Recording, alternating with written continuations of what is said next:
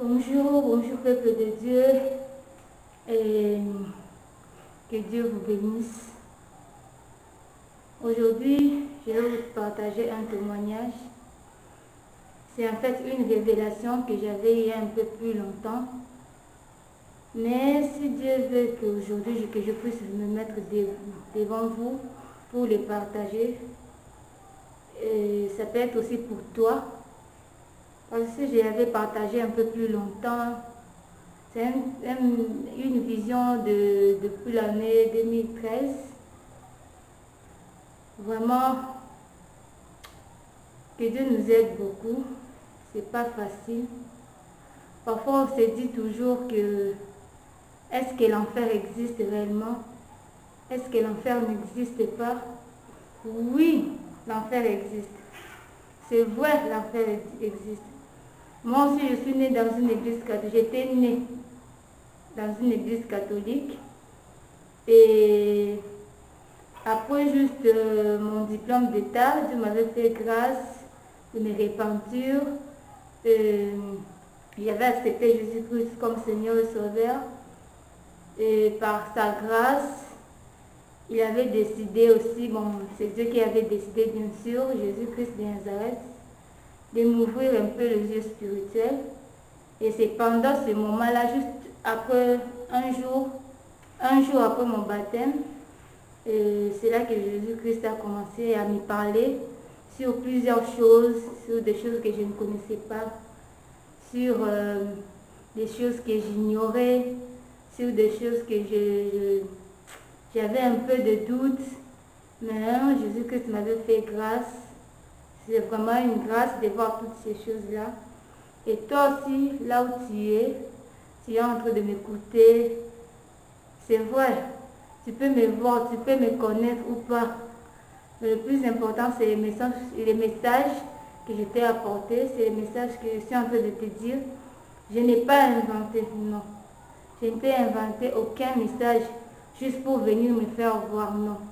C'est juste une révélation que je suis en train de partager avec toi. Parce que je pouvais les garder pour moi-même, mais ça sera un peu égoïste et Dieu va me juger aussi.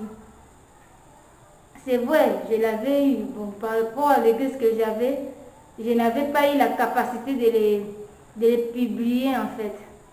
Parce qu'on avait des petites difficultés, mais aujourd'hui, Dieu m'a fait grâce et j'ai eu une occasion de le partager avec toi qui est en train de me suivre. Et que Dieu te bénisse aussi.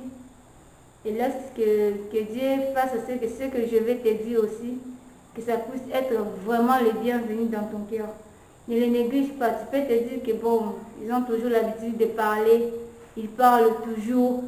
Bon, elle n'est pas la première à parler, elle est peut-être la 10e. Bon, ils ont toujours l'habitude de dire non. Je suis en train de te dire ce que moi je vis et ce que le Seigneur Jésus-Christ m'avait montré. C'est en fait une révélation sur les femmes qui ont l'habitude d'avorter. C'est à partir de cette révélation que j'avais compris vraiment, réellement, l'enfer existe. L'enfer existe réellement. Tu peux être là en train de marcher, d'aller de gauche à droite, tu fais ce que tu veux. Tu pars où tu veux, tu te dis, bon, je suis jeune, et je suis un être humain, je suis dans le monde. D'après tout, on a une chair faible, je peux me satisfaire tel que je veux. Jésus-Christ avait créé mon corps, donc je suis libre de faire ce que je veux. Dieu lui-même connaît que j'ai aussi des besoins, je suis un homme, je suis une femme.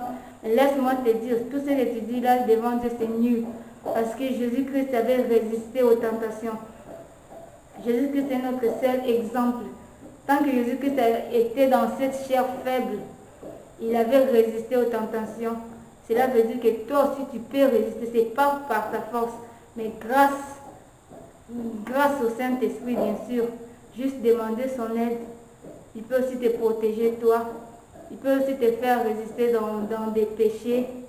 Et des péchés que toi-même tu disais que je ne saurais pas laisser. Mais comment le faire? Je ne sais pas comment est-ce que je peux faire pour les laisser. C'est le Saint-Esprit qui peut t'aider. En fait, c'était un jour en 2013 Juste après mon baptême du Saint-Esprit, j'étais sur le lit, je faisais une sieste. C'était la première fois que Dieu puisse me montrer une vision. C'était en fait la première vision que Jésus-Christ avait commencé avec moi. Et là, j'étais sur mon lit, j'étais avec une sœur. J'avais juste essayé de fermer mes yeux comme ça parce que je faisais une sieste. Je n'avais même pas sommeil. Et lorsque je fermais mes yeux, je l'ai ouvert. Et je me suis vue, je n'étais plus dans ma chambre. J'étais quelque part dans une parcelle. C'était une parcelle dont je n'ai jamais connu. Dans cette parcelle, j'avais vu une fille. C'était en fait une jeune femme qui avait porté un pantalon avec une blouse. Et elle était devant sa maison en train de se maquiller. Mais en elle, elle avait une grossesse. Je ne sais pas si c'était de combien de mois, c'était une grossesse. Et moi, j'étais là en train d'observer. Je ne pouvais pas bouger. Donc, j'étais restée un peu stable comme ça, en train de l'observer, ce qu'elle était en train de faire, parce que je ne comprenais pratiquement rien. J'étais sur mon lit, brusquement comme ça, je me vois dans une parcelle, devant une maison d'une dame. J'étais en train de rêver comme ça. Et automatiquement, j'ai vu une autre dame entrer dans la parcelle. Elle avait ouvert le portail. Et la dame avait un couteau à la main. Et la dame lui a dit, tu sais, tu as une grossesse. Et c'est ta 7e grossesse que tu as. Tu as déjà avorté 6 grossesses. Et tu as encore une 7e grossesse que tu veux aller avorter. L'avortement forcé, bien sûr. Tu veux aller faire un avortement forcé. Et moi, la dame lui a dit, moi je suis en train de te dire, si tu oses encore faire cet avortement forcé, moi-même je vais te tuer. En fait, la dame avait le couteau à la main. La dame a dit à l'autre dame qui était en train de se maquiller, si tu essaies encore, si tu oses encore d'aller de faire un avortement forcé, moi je vais te tuer. Et la dame qui s'est maquillée, celle qui avait la grossesse, elle a répondu à l'autre dame, elle a dit, je m'en fous, peu importe ce que tu peux faire, je m'en fous, moi je vais aller faire mon avortement forcé. Alors pour te dire que ce que je dis c'est réel, c'est ce que je vais faire, attends, je suis en train de te prouver, je pars faire mon avortement forcé, c'est pas toi qui vas me donner des ordres. Et la dame est entrée dans son chambre, dans sa maison, je ne sais pas ce qu'elle était partie faire. Mais à ma droite, il y avait quelqu'un qui était juste derrière moi, c'était en fait un ange. Je ne le voyais pas, mais je sentais une présence derrière moi, à ma droite.